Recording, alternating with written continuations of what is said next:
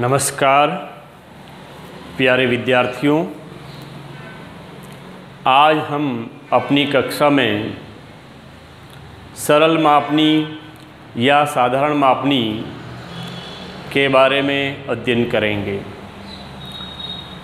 कल हमने मापनी प्रदर्शित करने की विधियाँ और मापनी के प्रकारों के बारे में पढ़ा था। पहली विधि कथनात्मक विधि, निरूपक भिन्न विधि और आलेखी विधि के बारे में चर्चा की। आज की कक्षा में हम आलेखी विधि के प्रकार के बारे में चर्चा करेंगे कि आलेखी विधि के प्रकार मुख्यतः सरल मापनी, तुलनात्मक मापनी, विकर्ण मापनी और विशिष्ट मापनी होता है। तुलनात्मक में भी साधारण तुलनात्मक मापनी, समय मापनी, परिक्रमण मापनी होता है और विशिष्ट मापनियों में वर्नियर मापनी, घनमूल मापनी, वर्गमूल मापनी और ढाल मापनी के बारे में हम आज की कक्षा में चर्चा करते हैं। तो अपने जो सिलेबस में है उनमें सरल मापनी, तुलनात्मक मापनी और विकर्ण मापनी के बारे में अध्ययन करेंगे। तो हम पहली जो मापनी है वो सरल मापनी है। ये सरल मापनी जिसको हम साधारण मापनी भी कहते हैं, इंग्लिश में हम इसको प्लेन स्केल या सिंपल स्केल के नाम से संबोधित करते हैं।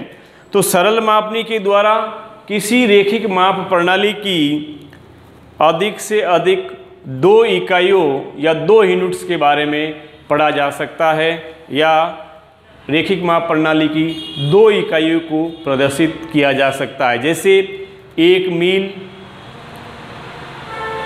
1 इंच बराबर 1 मील, 1 किलोमीटर हेक्टोमीटर, डेकामीटर डेसीमीटर, गज फुट या मील और फर्लंग आदि के बारे में हम पढ़ सकते हैं। तो आज हम जो सरल मापनी के बारे में पढ़ रहे हैं, जैसे एक उदाहरण के माध्यम से हम समझेंगे कि किस तरीके से एक रैखिक माप प्रणाली में सरल मापनी को या सरल मापनी में 2 इकाइयों को प्रदर्शित किया जाता है। तो जैसे कि उदाहरण के लिए हम आरेख मानते हैं। जैसे एक प्रश्न आता है कि 1 अनुपात 1 लाख, 1 अनुपात 1 लाख पर एक साधारण मापनी की रचना कीजिए। साधारण मापनी की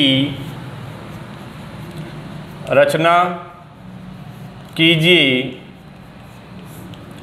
जिस पर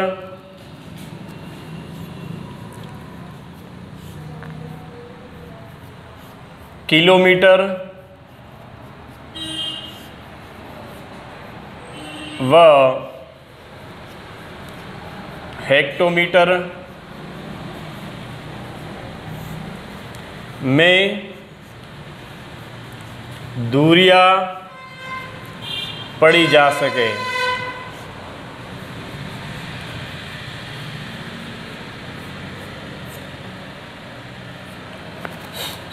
ये अपने सामने एक प्रश्न दिया हुआ है। आरएफ 1 अनुपात 1 लाख, आपके सामने आरएफ दी गई है कि 1 अनुपात 1 लाख पर साधारण मापनी की रचना कीजिए जिस पर किलोमीटर व हेक्टोमीटर में दूरियां पढ़ी जा सके।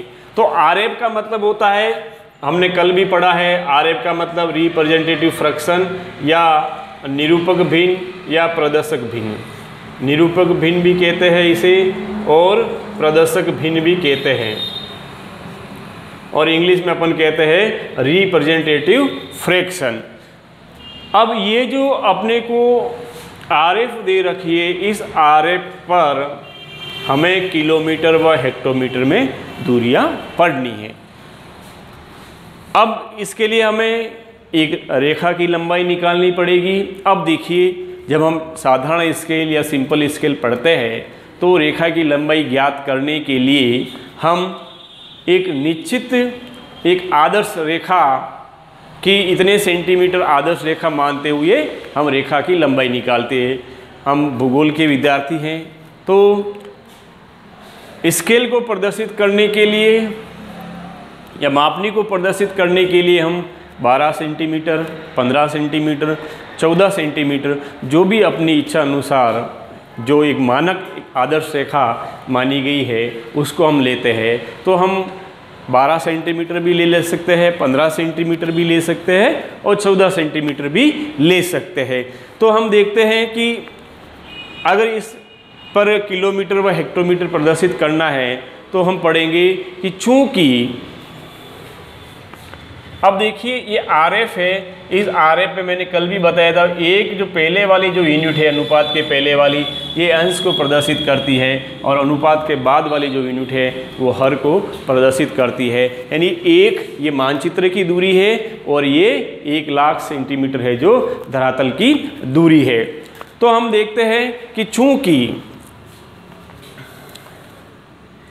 1 सेंटीमीटर मानचित्र की दूरी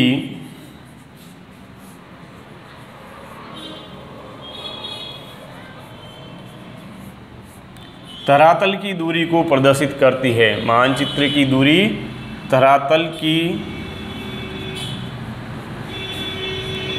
दूरी को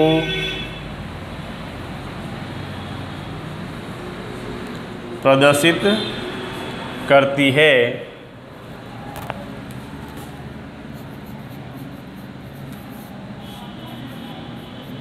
बराबर 1,00,000 सेंटीमीटर। अब ये सेंटीमीटर में है तो इसको भी हम सेंटीमीटर यानी समान यूनिट्स में हमने कल पढ़ा था कि रेखिक माप प्रणाली में जो आलेखी विधि है इसमें इकाइयों को एक समान इकाई माना जाता है। फिर हम उसको रेखा की लंबाई ज्ञात करके मापनी को पढ़ते हैं। तो अब हम मान रहे हैं कि इसके लिए एक आदर्श रेखा माने, पहले भी मैंने कहा कि इसको पढ़ने के लिए आदर्श रेखा, तो मैंने आदर्श रेखा की लंबाई मानी है 12 सेंटीमीटर। इसलिए 12 सेंटीमीटर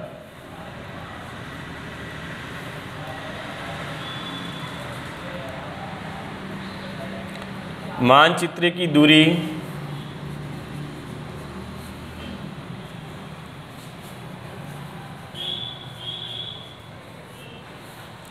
धरातल की दूरी को प्रदर्शित करेगी।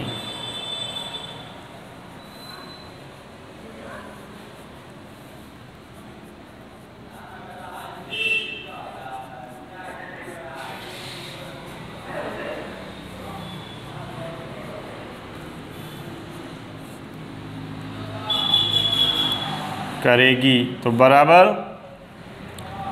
12 इंटू 1,00,000 सेंटीमीटर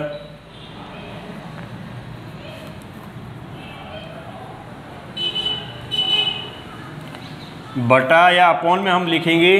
चूंकि अब नीचे हम क्या लिखेंगे इसके लिए हम देखते बड़ी इकाई कौन सी है, किलोमीटर और हेक्टोमीटर दोनों में से बड़ी इकाई कौन सी है, तो बड़ी इकाई किलोमीटर है। तो 1 किलोमीटर में कितने सेंटीमीटर है वो हम नीचे लिखेंगे बटा में। तो 1 किलोमीटर में 1,00,000 सेंटीमीटर होते हैं। अब हम इसका सॉल्यूशन करेंगे, हल करेंगे तो 1,00,000 या 5 0 से 5 0 कट गया, 1 से 1 कट गया, अर्थात 1,00,000 से 1,00,000 कट गया, बराबर अपनी जो दूरी आई है 12 किलोमीटर आई है। कितनी दूरी आई है? 12 किलोमीटर। अब 12 किलोमीटर की दूरी पढ़नी अपने को 12 सेंटीमीटर, क्योंकि अपन ने आदर्श रेखा की लंबाई मानी है 12 सेंटीमीटर। तो हम सबसे पहले एक 12 सेंटीमीटर रेखा खींचेंगे और इस पर हम पढ़ेंगे किलोमीटर व हेक्टोमीटर। तो 12 सेंटीमीटर रेखा की लंबाई को हम कितने भागों में डिवाइडेशन कर सकते हैं? अगर हम 6 से सेंटीमीटर के 2 भाग करें तो 2 होंगे, 3 के करें तो 4 होंगे, 4 के करें तो 3 होंगे। तो हमने 3-3 सेंटीमीटर के 4 भाग किए, मान लिया 2-2 सेंटीमीटर के 6 भाग किए। ये 1 ये 2, ये 3, ये 4, ये 5 और 6 हो गया। अब हमें इसको गौण व उपभागों में विभाजित करना है। तो पहला भाग छोड़ के हमने को बाईं ओर से पहला भाग छोड़ा और यहाँ लिखा हमने 0। तो हमने 12 किलोमीटर की दूरी आई है। तो ये 2 किलोमीटर, 4, 6, ये 8 और ये 10 किलोमीटर हो गया। अब 10 किलोमीटर की दूरी तो ये हो गई और 2 किलोमीटर वाला ये भाग हो गया है और इसमें हमारे को हेक्टोमीटर पढ़ना है, क्योंकि हमें किलोमीटर व हेक्टोमीटर में दूरियां पढ़नी है। तो 1 किलोमीटर में 10 हेक्टोमीटर होते हैं, तो 2 किलोमीटर में 20 हेक्टोमीटर की दूरी होगी। हम इसका 2 भाग करेंगे, ये 10 और ये 20। तो ये तो आपके हो गए हेक्टोमीटर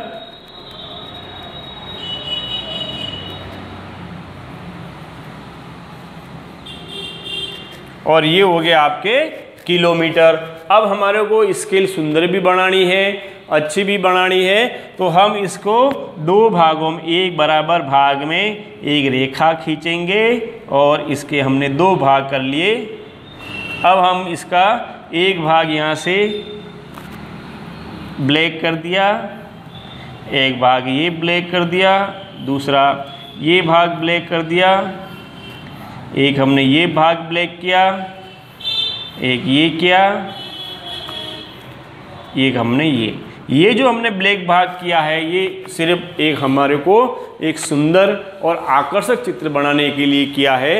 और हमने ये जो अभी तक जो देखा या जो समझा है कि साधारण मापनी या सरल मापनी, जिसको इंग्लिश में प्लेन स्केल या सिंपल स्केल कहते हैं, किस तरीके से इसमें रेखा की लंबाई ज्ञात करके दूरियों को पढ़ा जाता है। तो उसके लिए हमने एक एग्जाम्पल लिया, RF 1:1,00,000 पर एक साधारण मापनी की रचना कीजिए जिस पर किलोमीटर व हेक्टोमीटर में दूरियां पढ़ी जा सके। तो चूंकि 1 सेंटीमीटर मानचित्र की दूरी धरातल की दूरी को प्रदर्शित करती है। अब यहाँ पे मानचित्र की दूरी, अंश हमेशा मानचित्र की दूरी को प्रदर्शित करता है, जो 1 है, और धरातल की दूरी 1,00,000 है। तो हमने यहाँ लिखा 1 सेंटीमीटर मानचित्र की दूरी धरातल की दूरी को प्रदर्शित करती है, बराबर 1,00,000 सेंटीमीटर।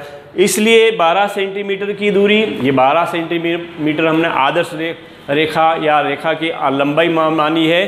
तो 12 सेंटीमीटर मानचित्र की दूरी धरातल की दूरी को प्रदर्शित करेगी। तो 12 × 1,00,000, अब ये 1,00,000 तो ये हो गया। अब नीचे जो 1,00,000 आया है, इन दोनों में से जो बड़ी इकाई है वो किलोमीटर है। तो 1 किलोमीटर में 1,00,000 सेंटीमीटर होते हैं, तो हमने नीचे भी 1,00,000 सेंटीमीटर लिख दिया। 1,00,000 सेंटीमीटर से 1,00,000 सेंटीमीटर को हमने माइनस कर दिया या काट दिया। तो पीछे कितना रहा? 12, और 12 क्या आ गया? 12 किलोमीटर की दूरी आ गई। अब 12 किलोमीटर की दूरी पढ़ने के लिए हमने एक 12 सेंटीमीटर एक आदर्श रेखा की लंबाई खींची और उसको 2 बराबर 2-2 सेंटीमीटर के 6 भागों में डिवाइडेशन किया। और पहला जो भाग है, ये जो भाग है आपका उपविभाग या गुण भाग कहलाता है। और यहाँ पर एक भाग छोड़ के हमने 0 लिखा, तो यहाँ से यहाँ तक वाले मुख्य भाग या प्राथमिक भाग हो गए, और 0 से इधर वाला जो बाईं ओर वाला भाग हो गया, गुण भाग हो गया। तो ये 2 किलोमीटर, ये 4, 6, 8 और ये 10 किलोमीटर की दूरियां हो गई। और पीछे ये 2 किलोमीटर का भाग था, इसमें हमने हेक्टोमीटर की दूरियां पढ़ी। तो इधर 10 किलोमीटर है, इधर 20 हेक्टोमीटर है, क्योंकि 1 किलोमीटर में अपने कितने हेक्टोमीटर हो गए? 10 हेक्टोमीटर हो गए।